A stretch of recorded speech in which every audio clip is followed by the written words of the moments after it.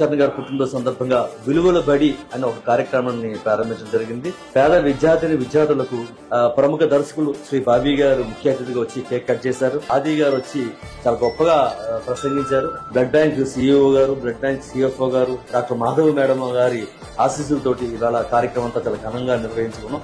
ఈనాటి కార్యక్రమంలో పాల్గొన్న ప్రతి ఒక్కరికి పేరు పేరున హృదయపూర్వక ధన్యవాదాలు తెలియజేస్తాం. జై చిరంజీవ.